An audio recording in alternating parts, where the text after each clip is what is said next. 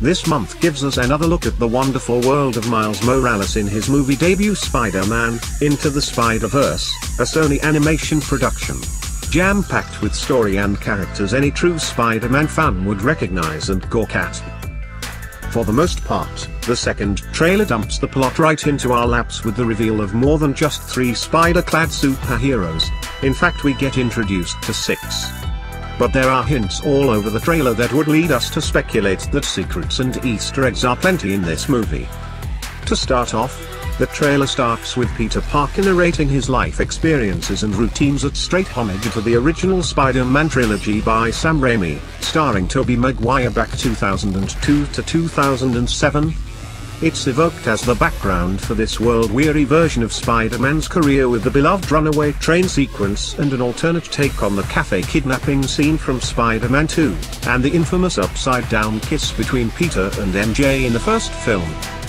Here's another montage from Peter's career, once more referencing the Raimi films here and there. There are fights with Scorpion, what looks like the film's oversized take on Green Goblin, Doc Ock, and a very Spider-Man No More style alleyway shot reminiscent of Spider-Man 3. I have a hunch that this Peter Parker is not meant to be but might as well be representing an older Tobey Maguire's version of Spider-Man. Cereal, comic books, Christmas albums. If you haven't got the message yet, this is an experienced Spider-Man. But this isn't about me. Not anymore, Peter says, as we see the first signs of this movie being about different universes.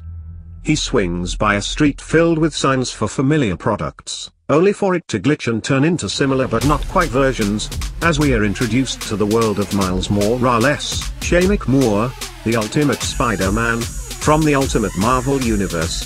This is definitive confirmation that this Peter and Miles are from different universe, rather than this being the older Peter of Miles' reality.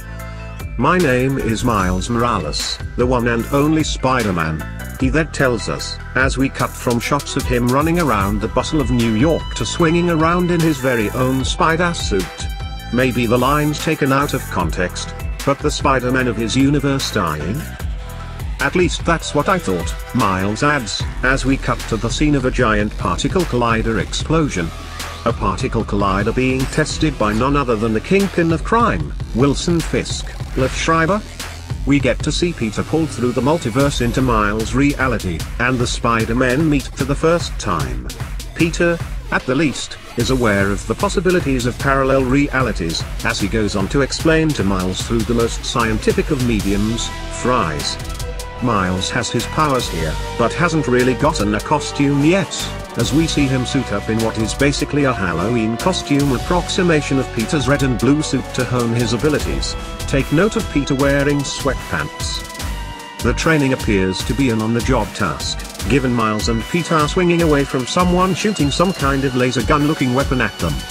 They're hauling away a suitcase labeled with the insignia of the Alchemax Corporation, usually seen in the comics in the far-off future of 2099, where Spider-Man 2099, aka Miguel O'Hara, battles the sinister Megacorp.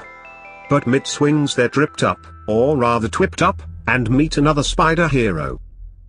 Gwen Stacy, Haley Steinfeld, better known as Spider-Gwen, the Spider-Woman of Earth-65 in the comics. A brief montage of Gwen as she explains that she is from another universe gives us a moment of her in action, both as Gwen Stacy, drummer for the hit band the Mary Janes, lead by Earth-65's Mary Jane Watson. Miles begins to wonder just how many Spider-Folks can exist. We meet 3 more in rapid succession. First up is Spider-Man Noir, voiced by, yes, really, Nick Cage, the Spider-Man of Earth 90214. He first appeared in Marvel Comics in 2009, and he's from the 30s, battling against corruptive influences and gangsters at the height of the Great Depression. Then there's Penny Parker of Earth 14512, Kimiko Glenn, the biologically linked pilot of an enhanced mecha called the SPDR. She was introduced, like Gwen for Spider-Verse in the comics.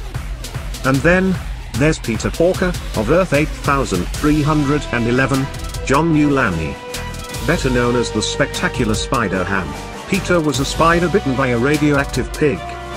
Specifically, the Aunt May of his universe, a scientist who accidentally doused herself with radiation. Spider-Ham was introduced in a gag edition of Marvel Tales in 1983. In the background, you can see that Peter's been working on connecting all of these shenanigans to a few of his most famous villains, including the Green Goblin and Kingpin, so perhaps the Kingpin behind it all isn't from Miles' Earth, but Peter's, and sends Peter there in the first place? This entire Spider Meet Cute seems to take place in the older Peter's base of operations, but whether it means Miles and Gwen have traveled with him back to his reality is uncertain, presumably. The grey-haired woman we briefly see is his version of Aunt May. Also, fun little aside, blink and you'll miss it, but in the Hall of Spider-Man costumes behind the group in this scene, you can briefly glimpse the advanced suit designed for the recently released, and downright excellent, PS4 game Marvel's Spider-Man.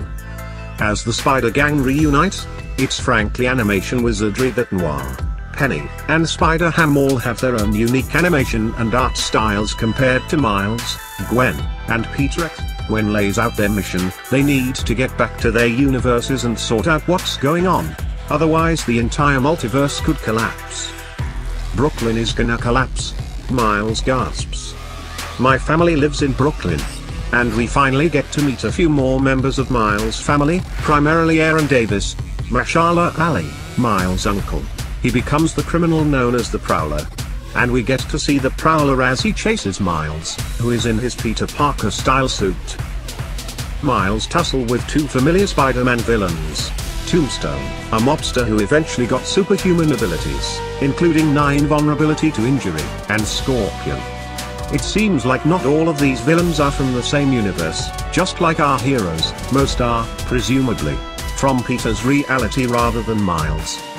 After a very brief shot of the movie's ginormous take on the Green Goblin and Kingpin examining the Super Collider, we return to the bedroom Miles and the other spiders found themselves in, as a shocked Miles examines his hands, pulsing with energy.